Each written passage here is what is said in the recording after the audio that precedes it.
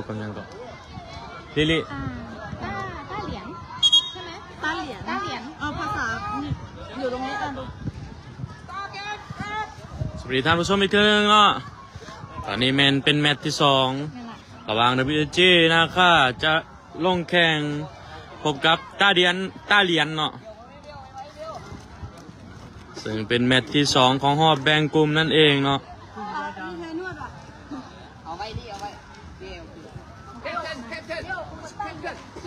ใครไปกับตัน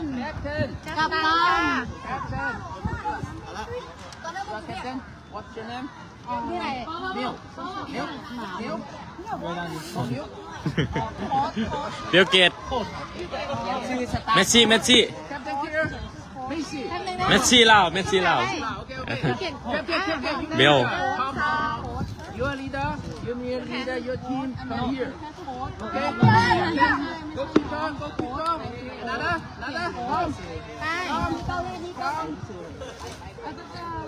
Come. Please. สวัสดีท่านผู้ชมอีกทีนึงเนาะ88คนที่เขามาชมมาเชียร์ตอนนี้มีเงินเชียร์ มีเสียงอ่ะ Up. Sorry, coach. Go the passport. พาสปอร์ต Passport. พาสปอร์ต Passport. พาสปอร์ต Passport. โอเคพาสปอร์ตในเกมรู้บอกเชื่อพาสปอร์ต Hey. ประเทศไทยประเทศเนาะ Stick. Come here. ระบบมายืนค่ะ Hey, Mama,ยืน สวัสดีท่านผู้ชมอีกทีนึงเนาะ136คนตอนนี้กำลังจะเริ่มการแข่งขันระหว่างแมตช์ที่2ระหว่าง WG นะคะพบกับต้าเหรียญเนาะจึงเป็นแมตช์ที่2ของรอบแบ่งกลุ่มนั่นเอง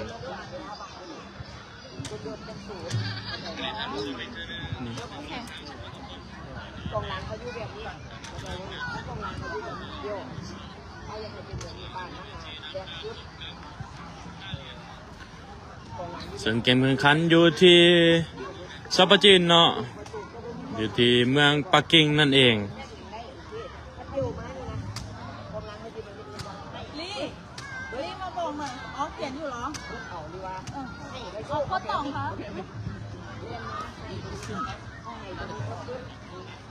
ลี่อันนี้คือของยู11หมดเลยใช่ไหมเล่มนี้หรือว่ามีเปลี่ยนลี่ต้องแยกว่ายูไหน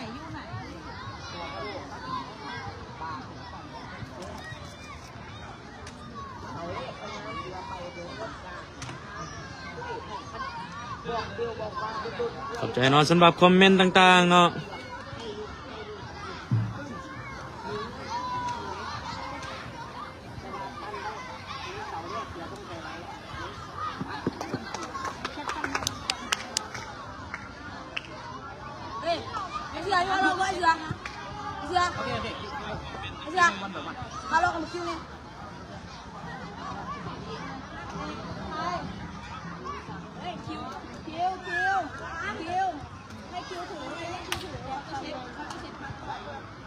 ว่าเป็นอย่างทุกคนก็เจ้าแต่ทีมต้องชิงกันเลยเดี๋ยวแก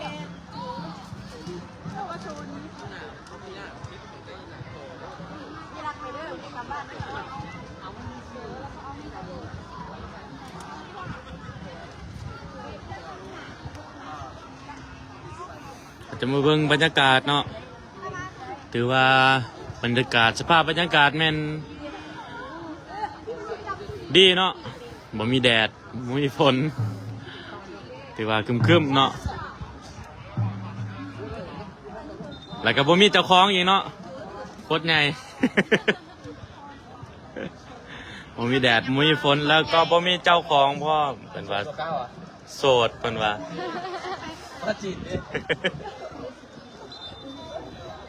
กล่าวสบายดีท่านผู้ชมอีกทีนึงเนาะ233คนที่เขามาชมมาเชียร์ขอให้กดไลค์กดแชร์ออกไปเนาะเพื่อเป็นกำลังใจให้น้องและเป็น WG นะคะเสียงมาแข่งขันอยู่ที่ประเทศจีนเนาะสปปจีนอยู่ที่เมืองปักกิ่งเนาะเป็นรายการไฟยิ่งครับเนาะรุ่นอายุบ่เกิน11 ปี ซึ่งคนที่นำมาก็คือคณะมีทานผู้ที่นำพามาแมนทานประธานเวียงไส้วิรกุลเนาะพร้อมด้วยทาน right now โอเค I'll pause it แยก3 คนออกแม่แยกออก ขอโทษเนาะเขาจะได้ง่ายสถานที่เนาะเพื่ออะไรสด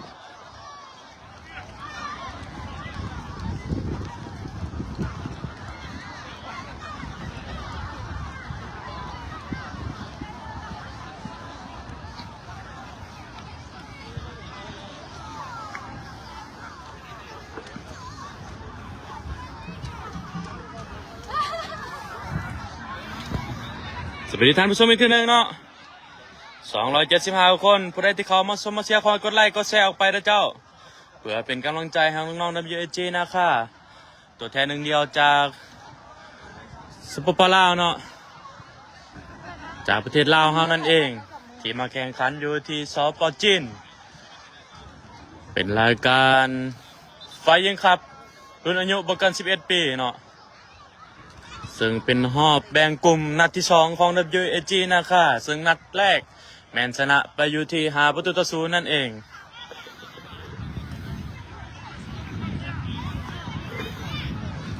สนามแรกแมนมีไล่สดนะเจ้า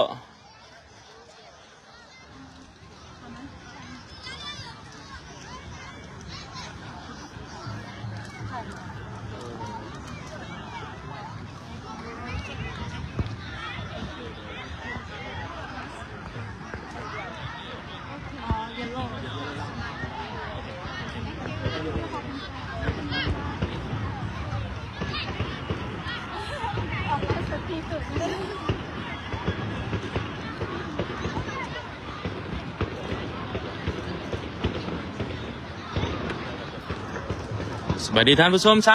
320 คนเนาะตอนนี้แมนเกมกำลังจะเริ่มการแข่งขันระหว่าง WAG นะคะพบกับตาเลียนเนาะ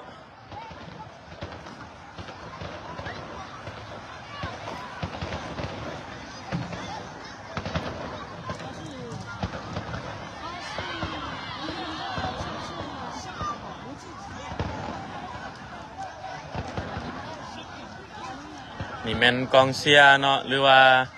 ทีมต่างๆที่เขาพร้อมการแข่งขัน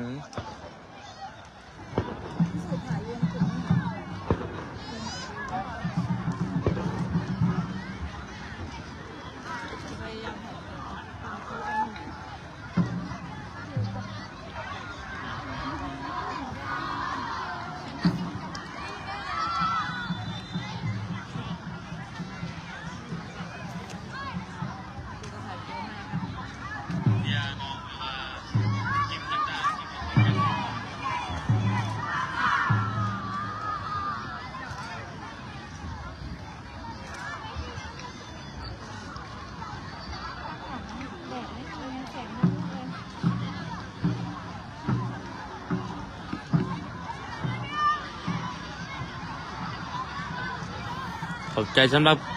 คอมเมนต์และส่งแห่งใจแห่งเชียร์มาเนาะตอนนี้แมนเกมกำลังจะเริ่มการแข่งขันระหว่าง WAG พบกับตาเลียนเนาะ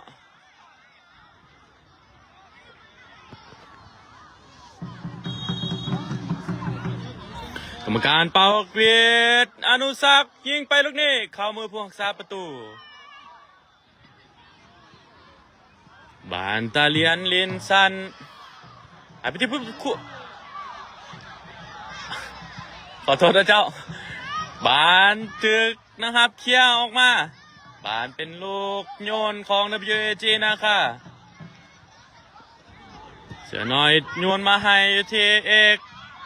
เปลี่ยนไปที่ตะวันให้ไปที่แฟงให้ไปที่เบลเกต4-1-2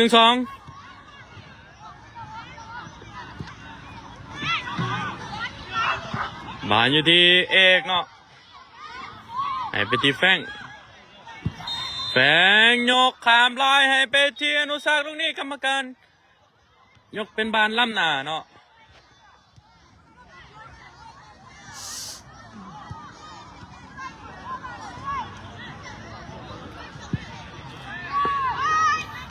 บ บานโยนขึ้นมาเข้ามือพวงซับประตูเป้ให้ไปที่คิวหามาที่แฟงถือว่าตาเลียนบอบีบเนาะบอขึ้นมากายแดนกลางเลยเนาะ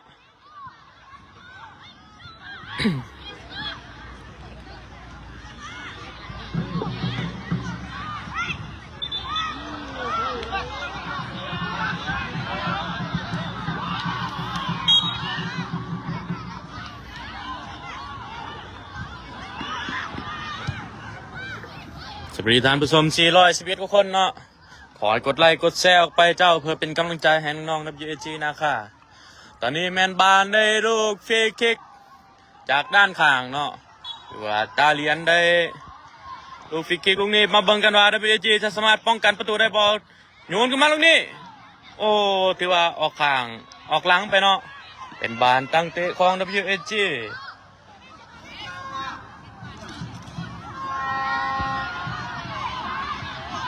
บาลินซันเนาะ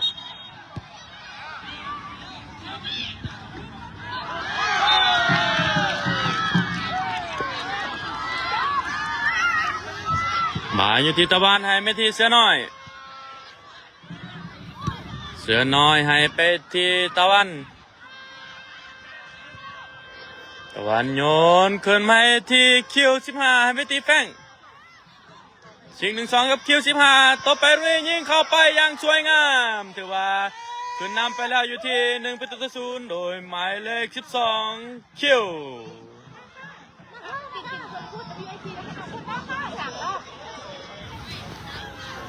ตอนนี้แมนWGขึ้นนำไปอยู่ที่1-0โดยหมายเลข12คิว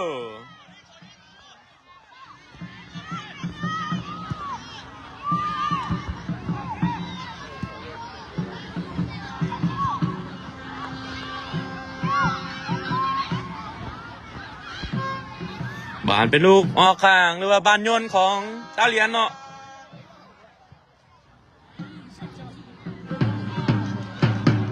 สวัสดีท่านผู้ชมอีกทีหนึ่ง500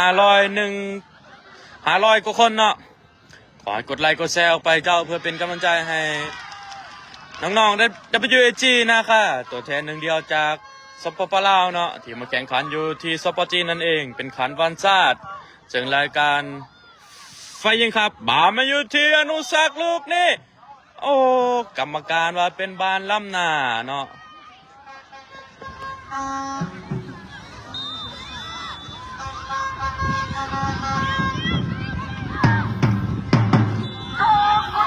ซึ่งรายการนี้แม่นแข่งขันอยู่ที่เตะ7-1เนาะเจ้าเป็น8คนแต่ว่ามีออฟไซด์เนาะมีล้ำหน้า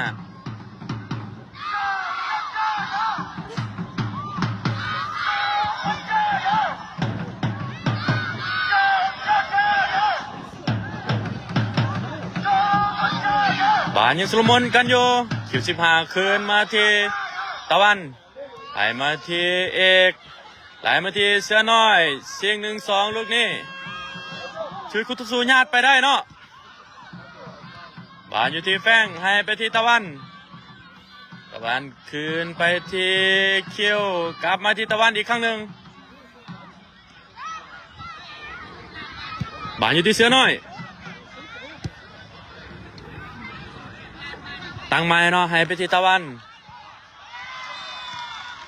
ขึ้นมาที่เอก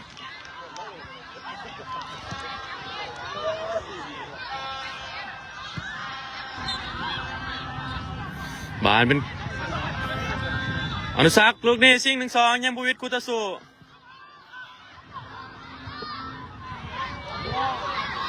บานอยู่ที่ตาเลียนลูกนี้เปิดเข้ามาอยู่ที่คุตสุยิงไปลูกนี้ข้ามข้านไปเนาะถือว่าบ่เป็นประตูอยู่ข้างหลังแมนกองเสียของตาเลียนเนาะอยู่ข้างๆกับนี้ของเสียเขาแต่ว่าหมอน้อยหนาเช่นเดียวกันเขามีกองเชียร์ก็คือยูเก้าเนาะที่ว่ามาเชียร์รุ่นอ้ายแข่งขันในตอนเช้านั่นเองแต่ว่ายูเก้าเขาจะแข่งขันในตอนแรงเนาะตอนนี้แมนบานอยู่ที่พุทธสูเขียวมาบานอยู่ที่คิวไหลมาที่แฟงลูกนี้แทงไปที่อนุสักลูกนี้ กรรมการว่าเป็นบานล้ำหน้าอีกเทื่อหนึ่ง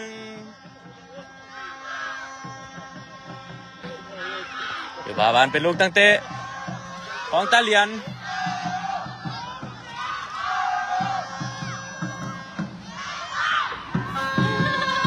เอาจะมาเบิ่งกองเชียร์เนาะรุ่นอยู่เก่าเฮาที่ว่าน่าฮักเนาะถือว่าห้องเชียร์รุ่นอ้ายนั่นเองเนาะตอนนี้เป็นบานตั้งเต็มมุมเนาะของตาเหลียนมาเบิ่งกันว่า WG จะสามารถป้องกันประตูได้บ่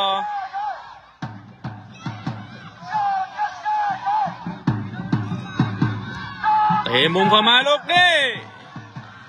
บ่ถือใครเนาะถือว่าบานเป็นลูกตั้งเตะของ WG นะครับ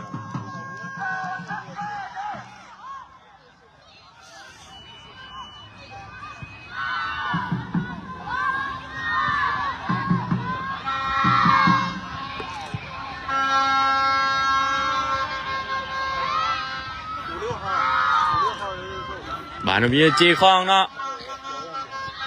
บานอยู่ที่เสือน้อย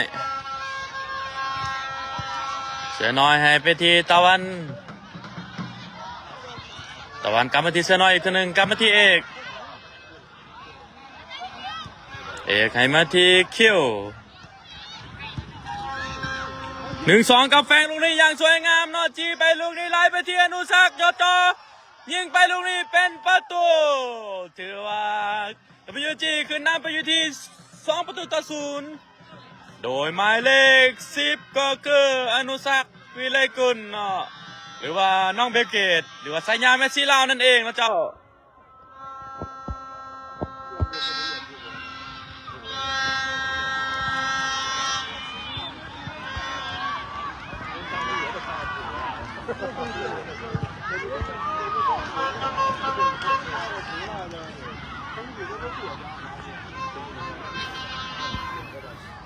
บานออกข้างเป็นบานทุ่มของ WG โดยคิวทุ่มมาให้ที่ตะวันให้มาที่เอกมาด้านข้างที่เสียน้อย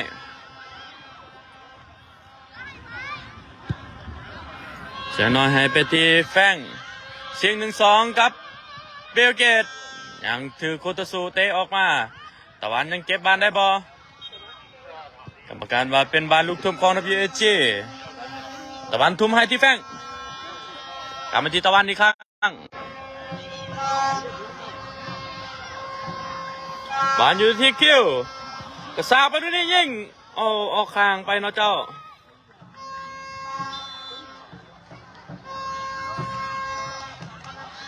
บานเป็นลูกตั้งเตะของตาเหลียน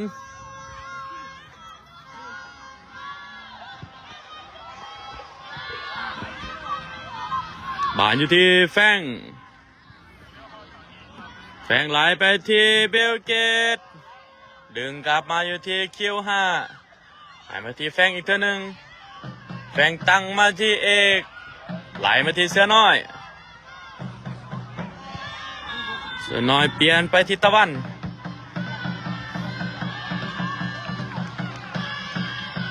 บานยังเก็บบานได้อยู่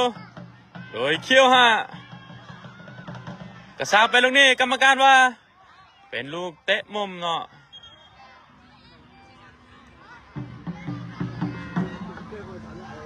มาลุ้นกันบ่า WG จะสามารถยิงขึ้นนำอีกได้บ่โดยหมายเลข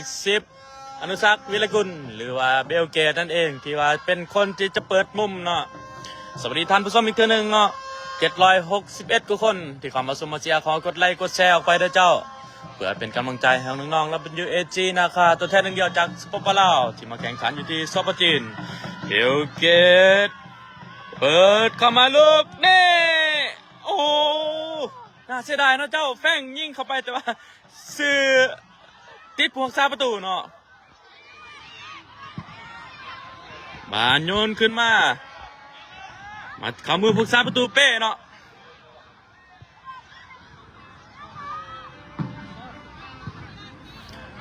แฟงโยกเข้าไปที่เสือน้อยกรรมการว่าเป็นบานออฟไซด์หรือว่าบานล้ำนานั่นเองเนาะ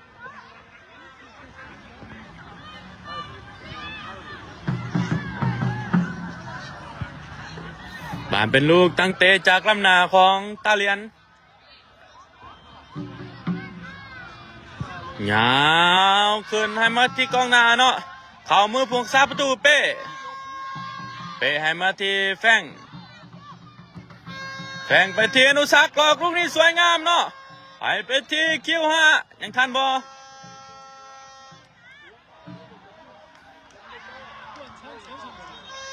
กรรมการว่าเป็นลูกตั้งเตะของตาเลียนเนาะ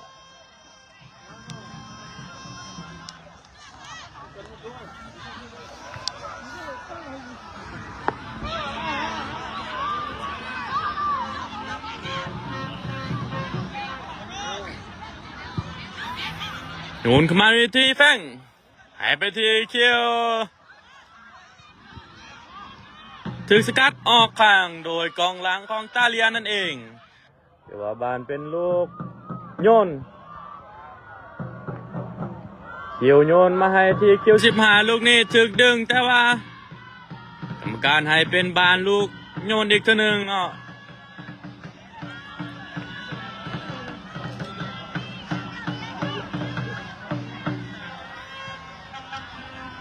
บานอยู่ที่คิว5ขึ้นมาที่ตะวันเปลี่ยนมาที่เอกหายไปที่คิว15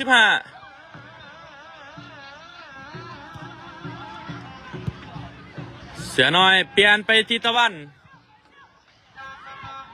หายมาที่เอกอีกทีหนึ่งเปลี่ยนมาอยู่ที่คิวหมายเลข12เนาะ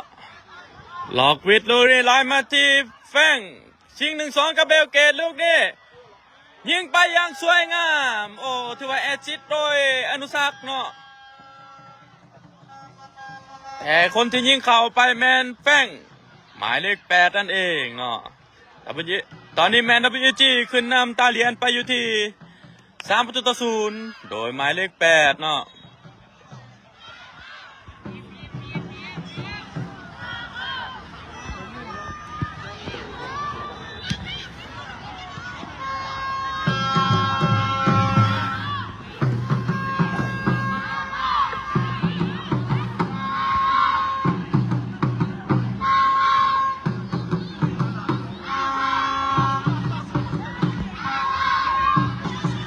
บานยังที่แฟงยกขึ้นมาลูกนี่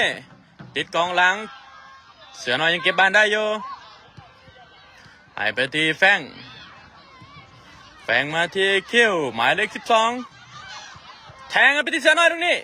ยังถือคูตาสูสกัดบานได้เขี่ยให้มาที่บานอยู่ที่เอกกรรมการเป้าจบเครื่องเวลาทำอิฐ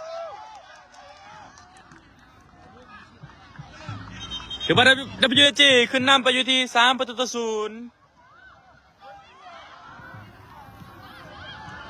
โดยหมายเลข12คิวหมายเลข10อนุสักแล้วก็หมายเลข8แฟงเนาะตอนนี้แมนกรรมการเป่าจบเวลาเครื่องทำอิฐเพื่อให้นักกีฬาได้กินน้ำเนาะ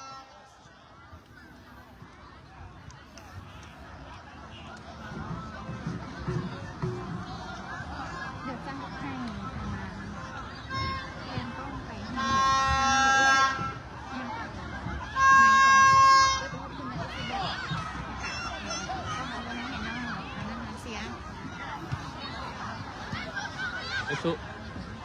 แต่ว่า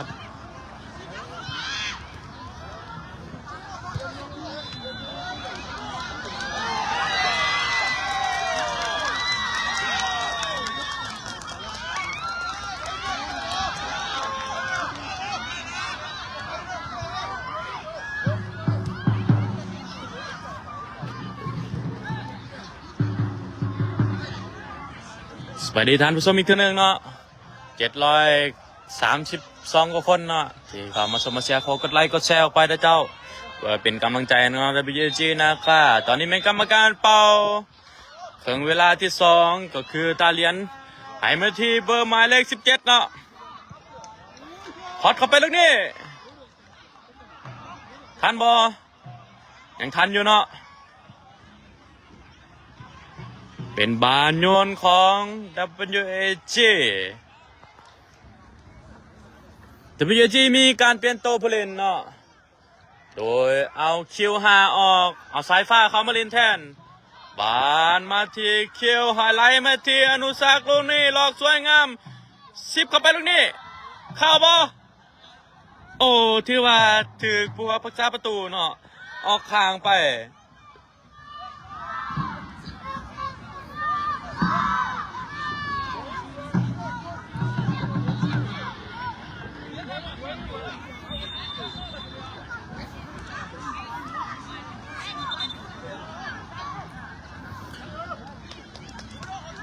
WAG ได้ลูกเตะมุมโดยหมายเลข10อนุสักวิรกุลเนาะจะเป็นคนเปิดมุมเข้ามาอนุสักเปิดเข้ามาลูกนี้ของผู้รักษาประตูกรรมการว่าเป็นบ้านเป็นบ้านฟาวล์เนาะเป็นลูกตั้งเตะของตาเลียน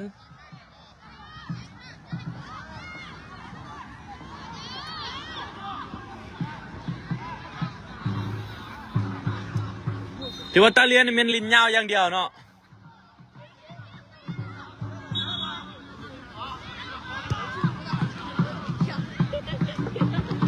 อาศัยกองหน้าที่ว่าตัวใหญ่เนาะแต่ว่าบานมันอยู่ที่แฟงบานอยู่ที่สายฟ้ายังคันบอถึงสกัดออกข้างโดยคุตสุบานเป็นลูกโยนของ WAG โดยสายฟ้าโยนให้ไปที่แฟงบานอยู่ที่สายฟ้าอีกคนหนึ่งชิง1-2ยังบวิดคุตสุตะวันดักได้ให้มาที่แฟงตั้งไม้ไปที่เอกขึ้นไปที่เป้เนาะวงซาประตู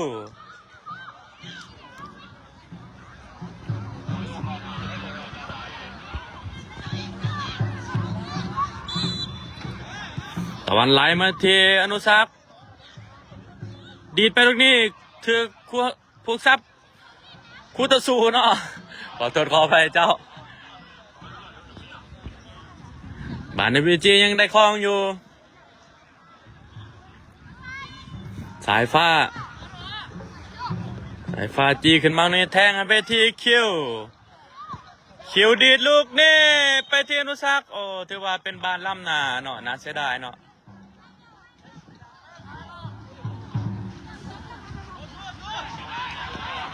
บานเป็นลูกตั้งเตะจากล่ำนาตาเลียน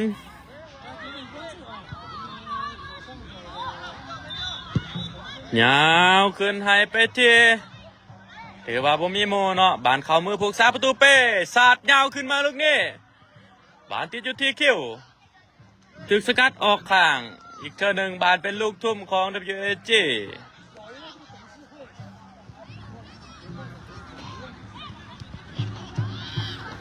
บานที่เสือน้อยมาที่ตะวันบานเอกเก็บบานได้มาที่อนุสักดึงลูกนี้เป็นบานฟ้าว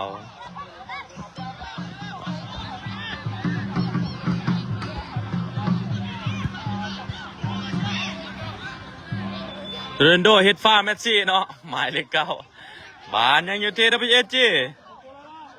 เขียวลูกนี้แทงมาที่อนุสักถึกสกัดออกกลางเนาะเป็นบานเตะมุมของ WAG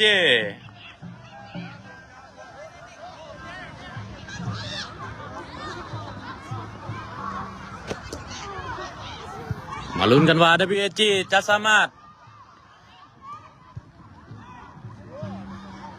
ยิงประตูขึ้นนำอีกได้บ่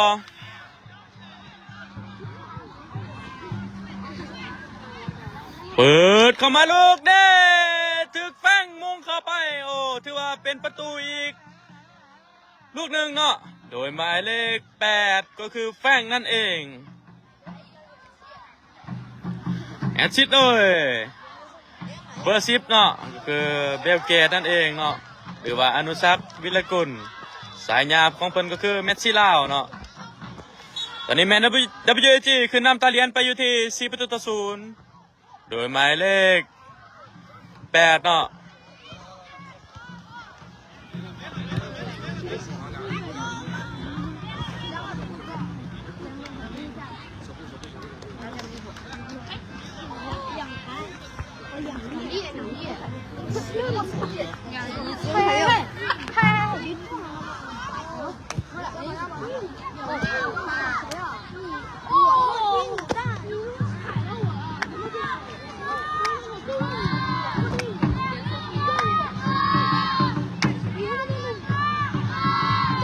บานยังอยู่ที่ WSG อยู่ที่อิตาเลียน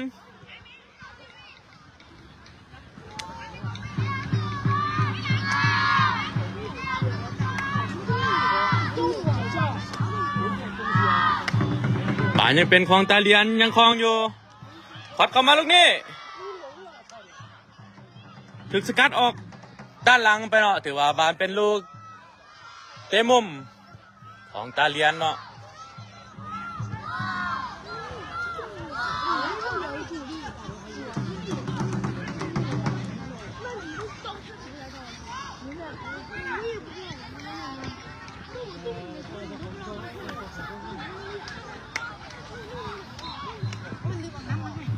ว่าเป็นยัง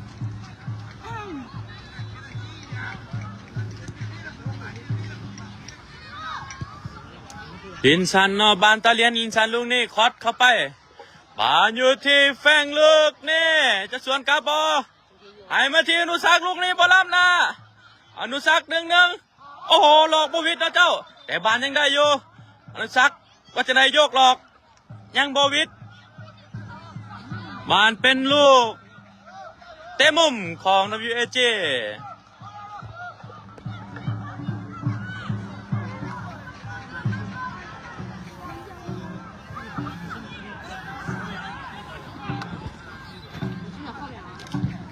อนุสักเปิดเข้าไปลูกนี้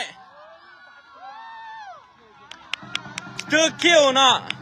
หมายเลข12ยิงเข้าไปเนาะตั้มเช้าขอมาเลือกเลย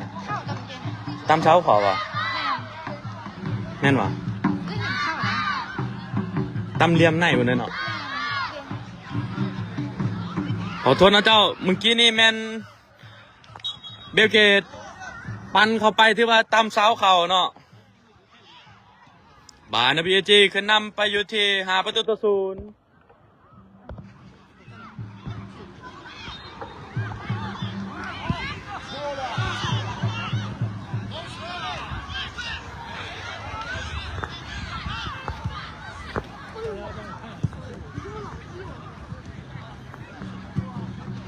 บาอยู่ที่อนุสักขึ้นไปที่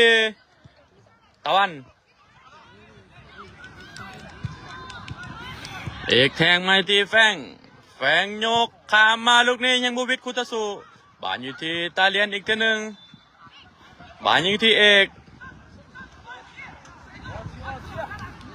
บานอยู่ที่เป้มันที่ตะวันโยนขึ้นไปอยู่ที่คิวลูกนี้สวยงามแต่ว่ากรรมการยกเป็นบ้านล้ำหน้าเนาะน่าเสียดาย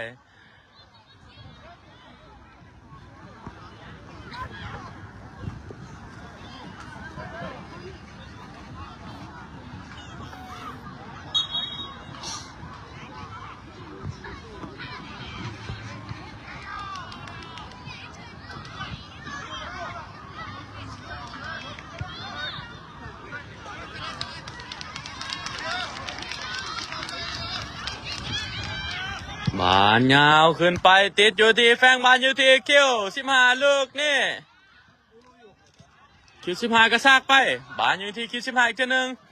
ตบไปลูกนี่หักคอไปที่อนุสักยังบ่ทันเนาะคือเคลียร์ออกมาบานอยู่ที่ตะวันขึ้นไปที่เป้ผู้ซับประตูWSGเป้ให้เป้ที่เอกไหลมาที่แฟงพลิกลูกนี่กระซากไปแทงไปที่อนุสักลูกนี่ท่านบอโอ้ถือว่าแทงเลิกไปเนาะบานเขามือพวกซับประตูยาวขึ้นไปเสียน้อยเก็บบานได้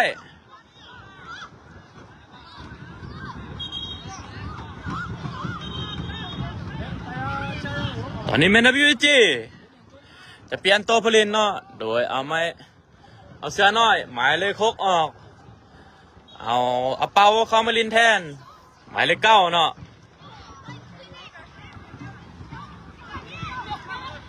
บานอยู่ที่อนุสักลูกนี่ยังดึงหลอกอยู่เปลี่ยนไปที่คิวกระซากไปลูกนี่ให้ไปที่แฟงปล่อยไปที่อนุสักยังบ่ถึงบานอยู่ที่ตะวัน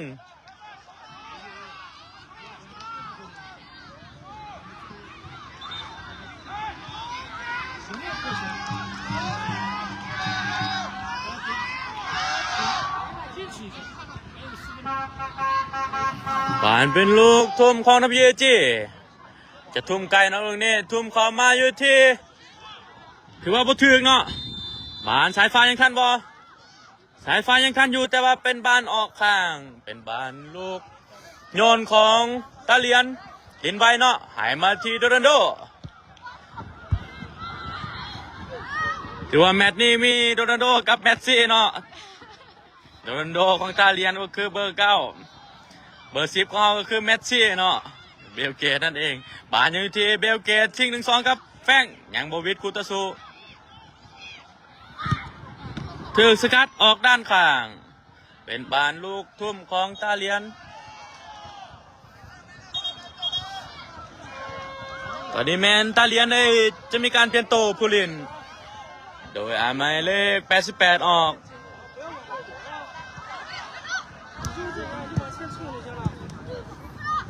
หมายเลข19คามารินแทนเนาะบานโยนเล่นลูกนี่อยู่ที่ซ้ายฟ้าหายไปที่แฟงคืนไปที่เอกเปลี่ยนไปอยู่ที่เขี้ยวหมายเลข12หายไปซิง1-2ครับเปาลูกนี่ซิงอีกบ้านหนึ่งเปาจะเก็บบ้านได้บ่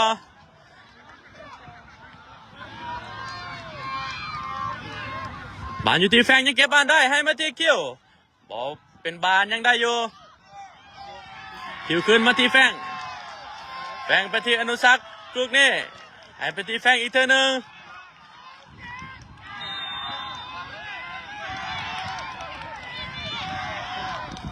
บานอยู่ที่อนุสักดีดไปลูกนี้สายฟ้าท่านบอ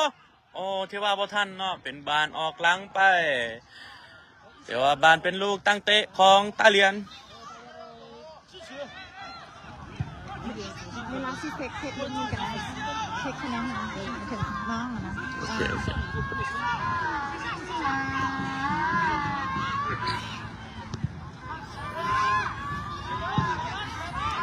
บานโยนขึ้นมาติดที่แฟง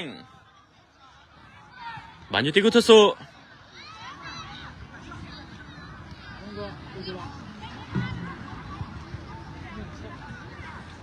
หมายเลข30ใหญ่กว่าเนาะ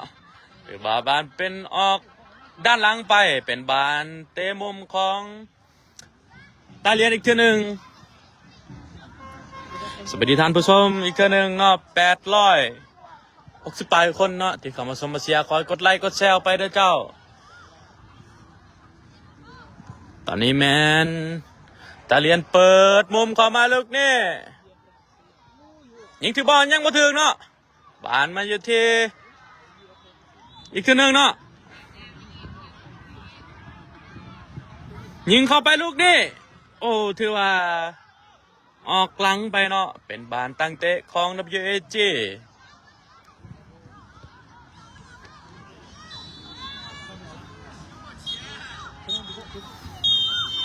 ถือว่าเกมจบลงเป็นพิธีเรียบร้อยเนาะ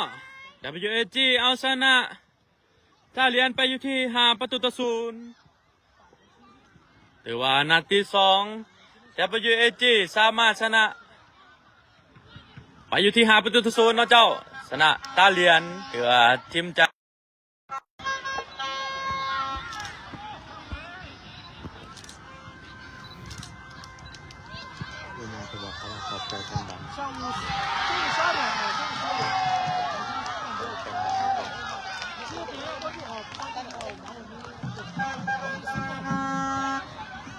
เบลเบิ้งกล่องเชียร์ก่อนแล้วสิบเอ็นค่ะเป็น น้องๆใส่กำลังใจหลังจากเชียร์ของสำเร็จเดี๋ยวจะเกิดเรื่องอะไรบ้าง สวัสดีท่านผู้ชมอีกครั้งหนึ่งเนาะเกมได้จบลงเป็นพิธีเรียบร้อยแล้ว WG ชนะไปอยู่ที่5-0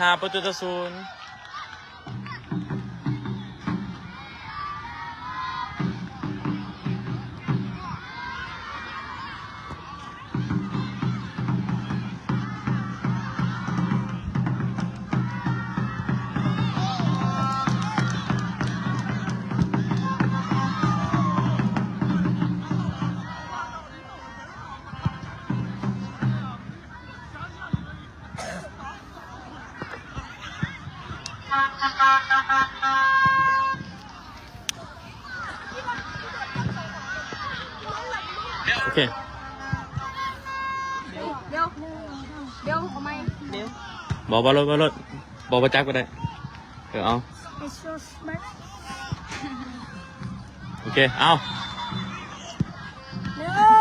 3ขอใจกองเชียร์ โอเคเตรียมมา ASM พอเดี๋ยวกองเชียร์น้ำเดือดจะได้เหล่าไป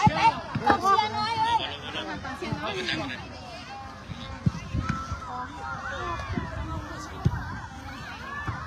ตอนปิดท้ายเดี๋ยวข้าวแหน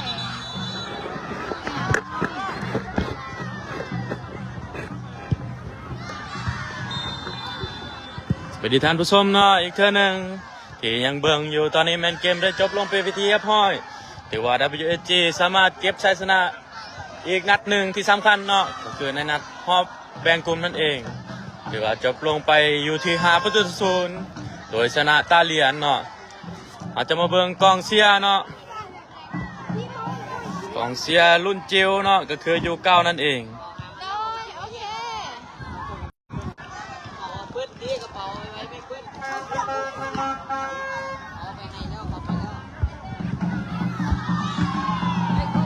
วันนี้คุณแม่เดี๋ยวไปให้ เจ้าเนาะฉะนั้นขอพระเจ้าจะขอจบไล่ไปก่อนเนาะอย่าลืมว่าเรามีการแข่งขันอีก ตอนแรกเดี๋ยวแจ้งเวลาเข้าไป เขาจะแจ้งอยู่ในเพจเนาะฉะนั้นขอให้ติดตามอีกเทื่อนึงเนาะฉะนั้นข้าพเจ้าขอจบไล่ไปก่อนขอกล่าวคำว่าสบายดี บ